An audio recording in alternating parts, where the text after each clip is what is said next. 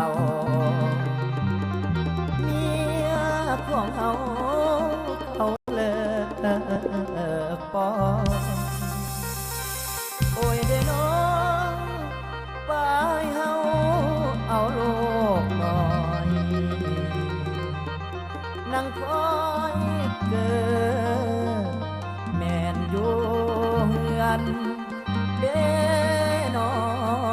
งอ้อย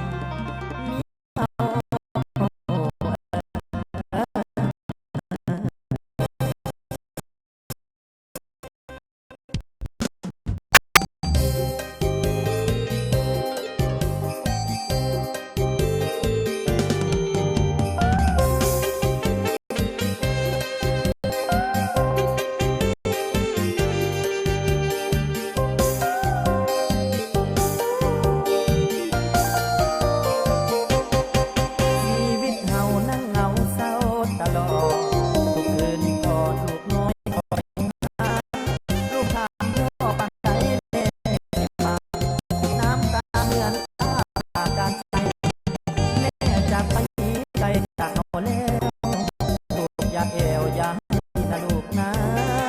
ถึงแม่เจ้าเขาสิบ่มา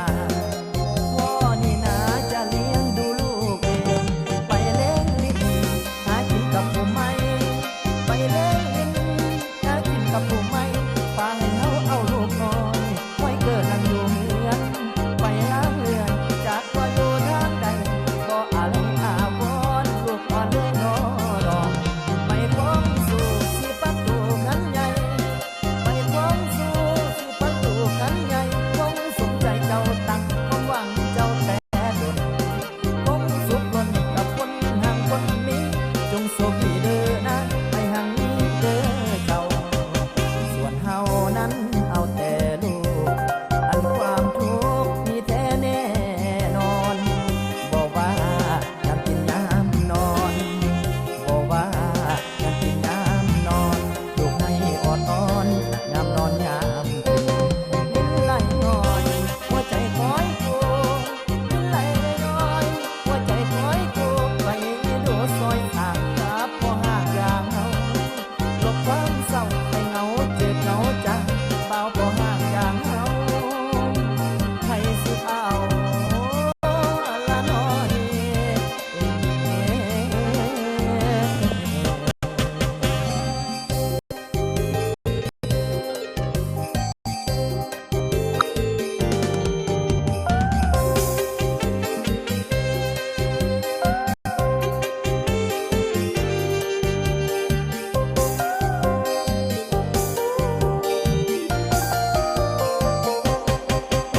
เฮานั้นเอาแต่ลูกอันความทุกข์มีแท้แน่นอนบอกว่าอยากกินยามนอนบอกว่า